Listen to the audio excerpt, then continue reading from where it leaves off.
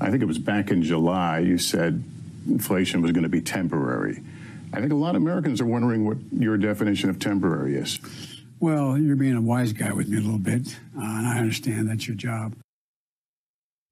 That was President Biden once again taking issue with a reporter for asking a challenging but legitimate question. The question was in response to a Labor Department report that year-on-year inflation hit 7.5% in January, is the highest level in 40 years, mind you. The Labor Department also reported that even though wages are rising, typical American workers are worse off today than they were a year ago, with hourly earnings for employees declining 1.7% in January due to inflation. So not a ridiculous question after all, Mr. President. Well, let's bring in today's company to discuss. President of Stampede America, Holly Turner, and national spokesman for the RNC and director of Black Media Affairs, Paris Denard. Holly, Paris, good to see you. Paris, I'm going to start with you because it's interesting to see how defensive President Biden gets when he's asked some kind of question that he doesn't really want to answer. Mercy and I were talking about this earlier. He used to come across as this compassionate guy, but if he's on the defense, it's a completely different question here. But this is what Americans are talking about. This is what Americans are actually concerned about. Yeah, when President Biden is confronted with something or a topic he doesn't want to talk about, he becomes very, very defensive and outright mean. We've seen him call reporters names, like Peter Doocy called him a stupid SOB. That's not presidential. That's not what we thought we were getting with Joe Biden, this compassionate, fatherly figure, the adult in the room, someone had been a senior statesman. And I think the more the American people get to see who he really is and how he acts, go back to what happened in Afghanistan when he was meeting with the families of the 13 fallen soldiers, and they said he was just busy on looking at his watch and just talking about his own son and being totally disregarding their emotions and their feelings. Joe Biden has a history of being very rude, very aggressive, very combative with anyone who challenges him. That's not the temperament of someone that we thought we were getting through the campaign trail. But as this keeps going on and more of these crises continue to add up, we're going to see this hothead Joe Biden continue to show.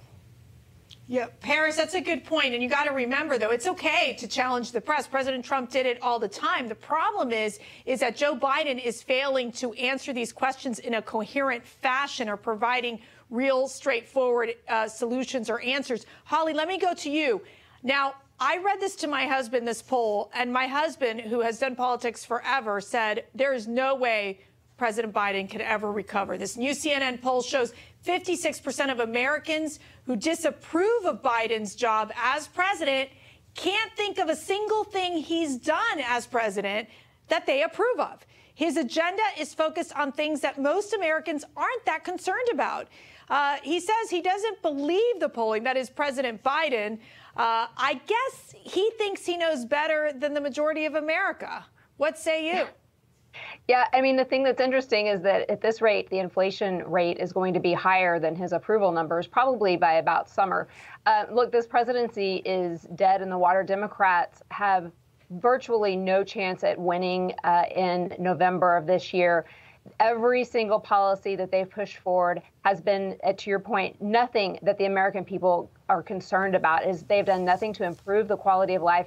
Americans are worse off today than they were a year ago. And as citizens, we should be very concerned about that and worried about what the following 2 years of his presidency are going to be like. Hopefully, we'll have balance with the Senate and with the House. But it makes you wonder whose agenda is this and why are they pushing it? It feels more like a global agenda and that he is a puppet, as we've suspected all along. But I'm concerned for our nation, Mercy. Well, Paris, President Biden may not believe the polls himself, but maybe he should start listening to his own people on his own side, because apparently there's some Democrats that think he's not doing such a good job as well. Listen.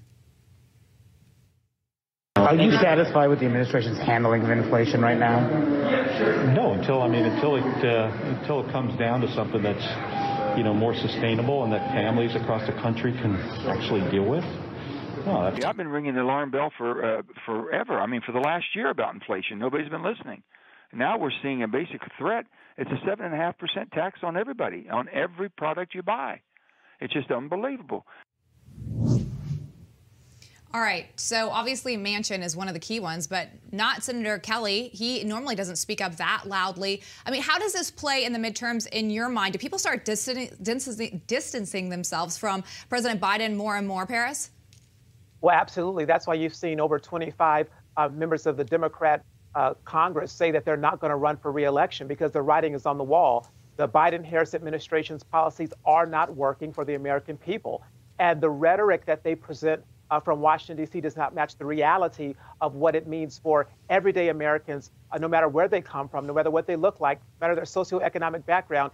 These times that we're living in under the Biden-Harris administration are bad, and they're not improving. They don't have a plan or solutions. And so that's going to affect how people vote. People vote their values, but also people vote how they feel, and they feel terrible because things are terrible. Everything is more expensive. Things are not getting better. When you look at the open border and the drugs and the fentanyl and everything that's happening, the overdoses, these are real issues affecting real people, and they're going to have an answer for Joe Biden come November.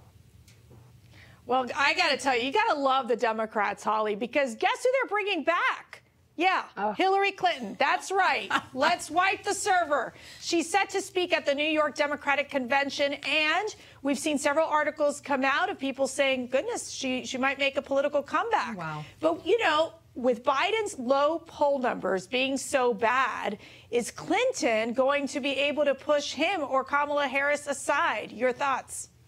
Well, I mean, she's certainly laying the groundwork to be able to do that. You know, she's not dumb. She's got an agenda. She's got a legacy that she needs to restore after her failed bid against Trump. So it will be fascinating to watch. The Democrats do not have a great bench of policymakers or of lawmakers that could step up if Biden decides not to run again. And I'm sure she'd want to be first in line. But man, what a tragedy for this country if she were to be elected.